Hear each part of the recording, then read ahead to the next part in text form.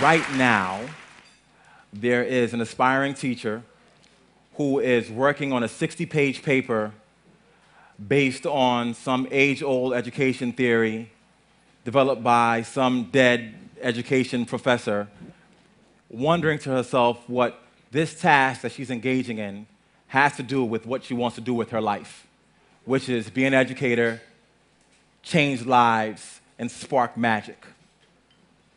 Right now, there is an aspiring teacher in a graduate school of education who's watching a professor babble on and on about engagement in the most disengaging way possible. Right now, there's a first-year teacher at home who is pouring through lesson plans, trying to make sense of standards, who's trying to make sense of how to grade students appropriately, while at the same time saying to herself over and over again, don't smile till November, because that's what she was taught in her teacher education program.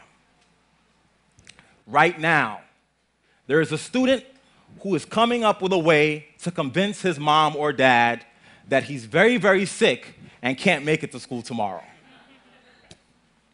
On the other hand, right now, there are amazing educators that are sharing information that's shared in such a beautiful way that the students are sitting at the edge of their seats just waiting for a bead of sweat to drop off the face of this person so they can soak up all that knowledge.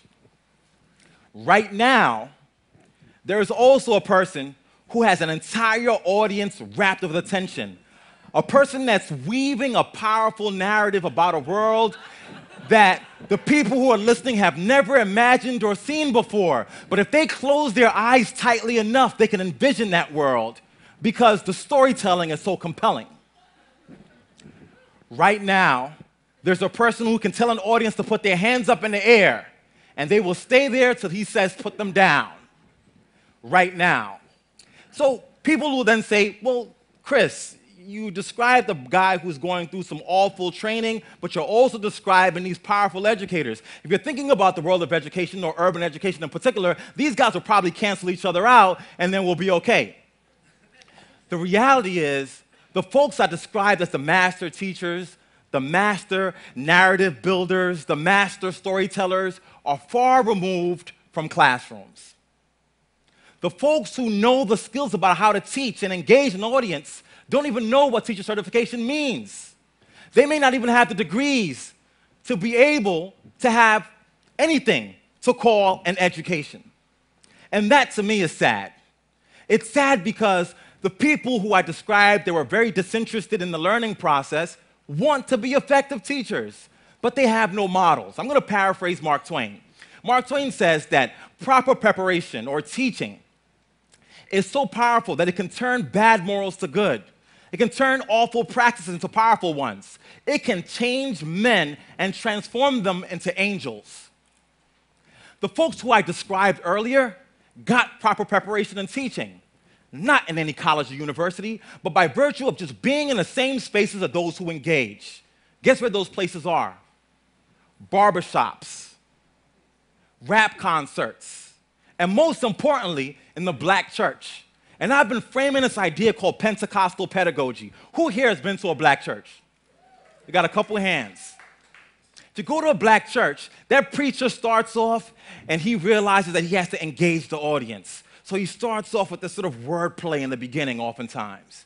And then he takes a pause and he says, oh my gosh, they're not quite paying attention. So he says, can I get an amen? Amen. So can I get an amen? Amen? And all of a sudden, everybody's reawoken. That preacher bangs on the pulpit for attention. He drops his voice at a very, very low volume when he wants people to key into him. And those things are the skills that we need for the most engaging teachers.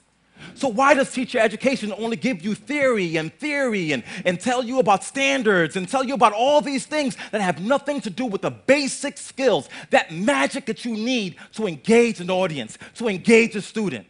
So I make the argument that we reframe teacher education. That we could focus on content, and that's fine.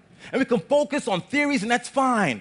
But content and theories with the absence of the magic of teaching and learning means nothing. Now, people oftentimes say, well, magic is just magic. You know, there are teachers who, despite all their challenges, who had those skills, get into those schools and they're able to engage an audience. And the administrator walks by and says, wow, he's so good. I wish all my teachers could be that good. And when they try to describe what that is, they just say he has that magic. But I'm here to tell you that magic can be taught. Magic can be taught. Magic can be taught. Now, how do you teach it? You teach it by allowing people to go into those spaces where the magic is happening. If you want to be an aspiring teacher in urban education, you got to leave the confines of that university and go into the hood. You got to go in there and hang out at the barbershop. You got to attend that black church, and you got to view those folks that have the power to engage and just take notes on what they do. In our teacher education classes in my university, I've started a project where every single student that comes in there sits and watches rap concerts. They watch the way that the rappers move and talk with their hands. They study the way that he walks proudly across that stage. They listen to his metaphors and analogies, and they start learning these little things that if they practice enough, becomes the key to magic. They learn that if you just stare at a student and raise your eyebrow about 1/4 of an inch, you don't have to say a word because they know that that means that you want more.